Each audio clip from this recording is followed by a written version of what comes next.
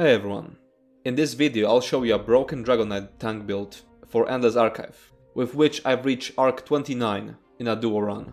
The build can survive any damage thanks to constantly keeping up Magma Shell, while also being able to dish out even 250k DPS once you get enough visions.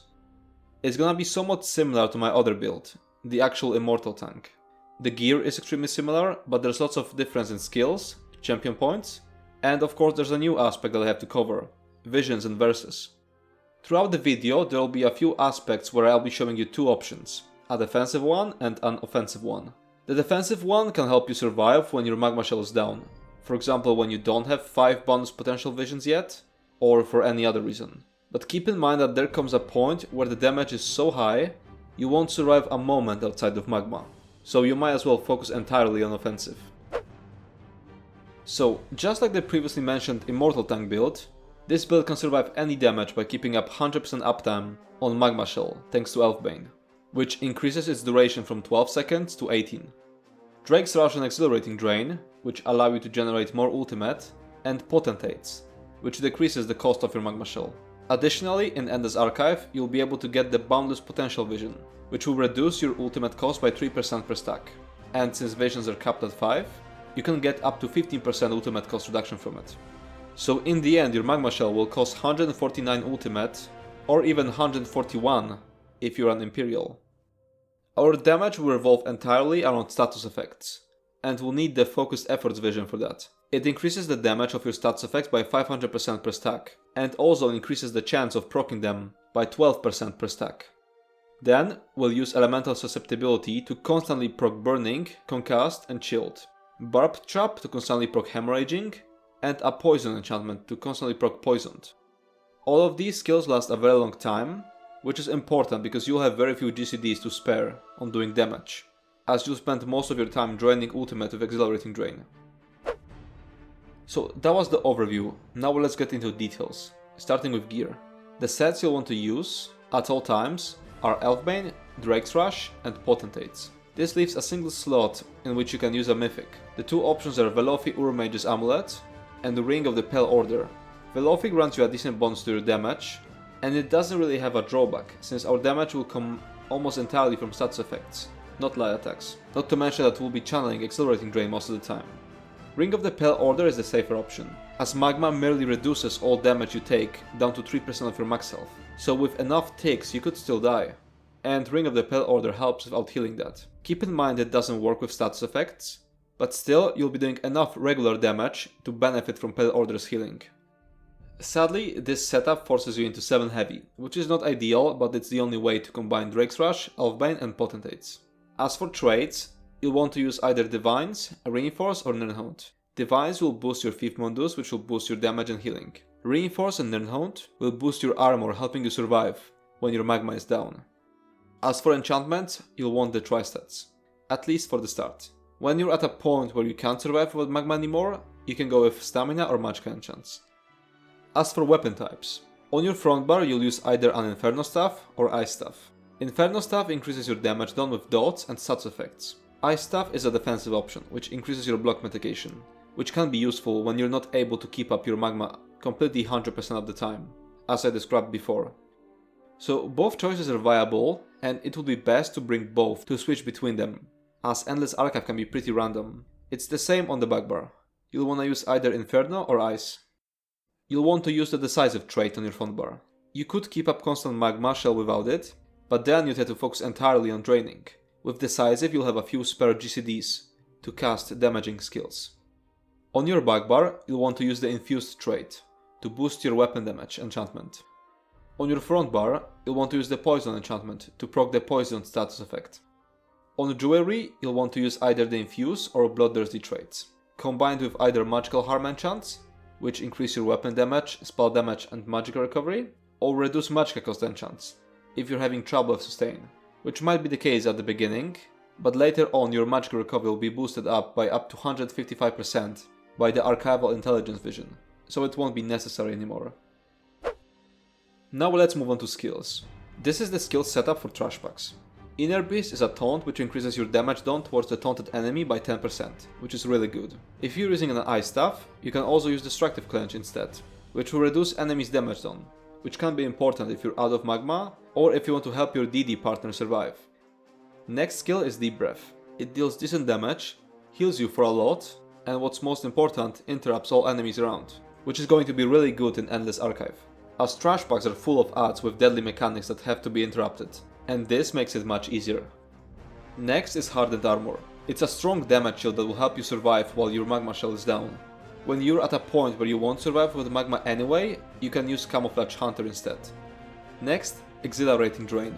This 3-second channel will generate 20 ultimate per cast, and it's crucial for keeping up Magma Shell. Next, Beast Trap. This will do massive damage, because this skill has increased chance to proc Hemorrhaging status effect. It will also give us Minor Force, if you're not already using Velofi, and 3% weapon damage thanks to the Slayer passive. For the front bar ultimate, you can use either Dawnbreaker or Temporal Guard. Dawnbreaker will passively grant us bonus weapon and spell damage through the Slayer passive, and Temporal Guard will grant us passive minor protection, reducing our damage taken outside of Magma Shell by 5%. So it's once again a choice between damage and survivability. Keep in mind you won't need Temporal Guard if you decide to use an Ice Staff on your back bar, as then we'll get minor protection from Frost Pulsar, and with enough Extended Favor visions, its duration will be enough. The first skill on the back bar is Elemental Susceptibility. Once you have the Focus Efforts vision, you can do a lot of damage just by using this ability on every enemy. You can also use it as a spammable, and it will make your sustain quite easy, because it's completely free to cast. Next is Unrelenting Grip, the chain ability that you'll need to stack all the small adds. Next we have Pulsar. This ability has triple the chance to proc stats effects, and it will also apply Minor Mangle, which reduces enemies' max health by 10%. This is actually very important in Endless Archive, because at some point, the small adds will have the same amount of HP as the elite adds, so instantly shaving off 10% of their HP is very valuable. If your partner is already using Pulsar, you can use Engulfing Flames instead, to increase enemies' flame damage taken. Next is Elemental Blockade. This skill will constantly proc our backbar weapon enchant, and if it's the Frost variant, it will also give us a damage shield against projectiles. And the last skill is Burning Talons. This will snare our enemies, and thanks to the Elfbane set, the dot will last 9 seconds rather than 4. And the backbar ultimate is of course Magma Shell, which enables us to be basically immortal. This setup changes a bit when facing bosses. Instead of Deep Breath, we'll use Coagulating Blood as our emergency heal. Instead of Hardened Armor, we'll use Camouflage Hunter even at the beginning, as it's much easier to keep up Magma Shell against a single target, so we don't need to improve our survivability outside of magma. Instead of Unrelenting Grip, we'll use Simmering Frenzy. The reason this is better than, for example, another dot, is because you won't have time to reapply that many dots, since you're supposed to use Drain most of the time. Simmering Frenzy will increase your weapon and spell damage, and it only has to be activated once, at the start of the fight. And with around 45k max health, you won't really notice the damage it does to you. As for the slot where you could use either Pulsar or Engulfing Flames, you won't need Pulsar in boss fights, so Engulfing Flames is the only option. Instead of Burning Talons, we'll use Venomous Glow, which will help a bit with keeping up the poison stats effect. Now let's move on to champion points. In the red tree, the first CP you'll want to grab is Spirit Mastery, which decreases the time it takes to resurrect an ally by 33%. It's extremely important as your teammate won't be immortal, so in later arcs you'll have to resurrect them a lot. The next two are Sustained by Suffering and Rejuvenation, if your sustain isn't taken care of by recovery visions yet. Fortified, Balanced Vitality and Bracing Anchor are good options if you need more survivability outside of magma. And when you're at a point where you have no sustain issues, and you have to stay in Magma Shell constantly, you should use Hardened, Slippery and Celerity, simply because there's nothing better to use in that situation. In the blue tree, once again you'll have to make a choice between defense and offense. The 4 CPs you could use offensively are Deadly Aim, which increases your single target damage, which affects all stats effects. Thaumaturge, which increases your damage done over time, which affects the most important stats effects, Burning, Poisoned and Hemorrhaging. Fighting Finesse, which increases your critical damage by 8%, and Wrathful Strikes, which adds 205 weapon and spell damage to your damaging abilities. The 4 defensive CPs you could use are the usual 4 mitigation slotables, so Ironclad, Duelist's Rebuff, Enduring Resolve, and Unassailable. And since Endless Archive is so random, it's hard for me to tell you which one you should prioritize. The 2 best races for this are Imperial and Nord. Imperial's cost reduction will reduce Magma Shell's cost from 149 to 141, saving us 8 ultimate per cast. North Racial gives 5 ultimate once every 10 seconds, if you're being hit. Magma Shell's duration is 18 seconds, so most of the time you'll be getting 10 ultimate out of it, every magma. But sometimes it'll line up in a way where you only get a single proc, so 5 ultimate. Then on top of that, Imperial gets a tiny bit more health, stamina, and the cost reduction affects all skills, not just ultimates. So it helps with sustain, while North gets the bonus armor. Overall, the differences between the two are pretty small. And I did my Arc 19 run on a North, and my Arc 29 run on an Imperial. In the end, I feel like Imperial is slightly better, because of the consistency. The Mundus you'll want to use is Thief, which will increase your crit chance, greatly improving your damage and healing. As for attributes, you'll want to put all 64 points into health. Without that, you'll be dying in trash whenever your magma falls off, even for just a second. When you're at a point where you can't drop magma anyway, you can commit fully to either stamina or magicka. As for food, you'll definitely want to start off with Orzorga's Smoked Bear Haunch, or its cheaper alternative, Jewels of Misrule. But at some point, with enough sustained visions, you will be able to swap to a food that gives purely max stats, for example Bewitched Sugar Skulls. And when you're at a point where you need constant Magma Shell, you can also give up max health and go with, for example, Bravo's Best Beet Risotto. As for potions, you'll need to use Heroism ones in order to get enough ultimate for keeping up Magma Shell. You don't necessarily have to use the expensive ones. You could use the variant that doesn't give magicka. It'll cause sustain issues, especially early into the archive, but it'll save you a lot of money. Another thing to consider is that Extended Favor works on potions. So with enough of these visions, you can alternate between Heroism potions and another type of potion. Another thing is that you should have immovable potions prepared for when you need to resurrect your ally and you're constantly being interrupted. Now let's talk specifically about visions. The number one most important vision you should be looking out for is Boundless Potential, which will decrease the cost of your ultimate by 3% per stack. It's going to make keeping up Magma Shell much easier, allowing you to fit in other skills between accelerating drain casts. Next priority is Focused Efforts, which will increase your chance to apply status effects and their damage. It's going to be an absurd increase for DPS, even though you're in a tank setup. Next is Attuned Enchantments, which will increase the effectiveness of your weapon enchantments by 75% per stack. This will boost your Bagbar weapon damage enchantment, boosting your damage and healing significantly. Archival Intelligence is another good vision to look out for. It increases your magical recovery by 31% per stack, and it'll allow you to give up on sustain in other parts of the build, such as jewelry enchantments, in favor of, for example, weapon damage enchantments. Extended Favor is another good one. I've already mentioned which skills it's going to work with in the skills part of this video, but I also gotta add that you can use it for pre-buffing. Take Igneous Weapons for example. With maxed out Extended Favor, you can slot the skill, cast it to grant you 4 minutes of Major Brutality and Sorcery, and unslot it. You can do the same with other skills, such as Channel Acceleration, to get super long Minor Force and Major Expedition, or Elude to get super long Major Evasion. This is super easy to do on PC, thanks to Gear Swap add-ons. But these buffs will at some point last 4 minutes, so it's possible to do even on console. Though, since it's not as comfortable to do, it's still a possibility when you know you'll be facing a much harder enemy than usual. Scorching Support. This is a unique vision, so you can only get it once. And it also contributes towards unlocking the Iron Achnak verse. There's not much to say about it, other that its scaling is completely busted, and it will do loads of damage and proc burning status effect a lot. There are also 2 visions you should absolutely never pick up, as they'll break the build. The Lasting Harm vision increases the duration of your damage over time skills, which will affect Exhilarating Drain, but it will also break it, bugging out your character after the drain is supposed to end. Not to mention that it won't give you more ultimates. Never pick it up. It'll break this build.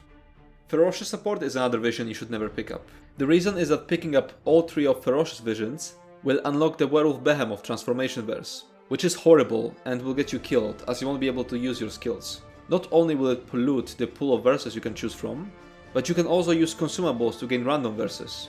And randomly getting a Werewolf transformation verse is a death sentence against harder enemies. You absolutely want Ferocious Strikes, as it will boost hemorrhaging damage. Ferocious Fortification will reduce your physical and bleed damage taken, so it helps a lot with surviving outside of magma. So that leaves out Ferocious Support as the vision you'll have to skip in order to not unlock the Werewolf Behemoth verse. You could technically skip Ferocious Fortification if you really want Ferocious support, but there's lots of bleed dots in Endless Archive, so it really helps with getting through this, before you can sustain permanent magma.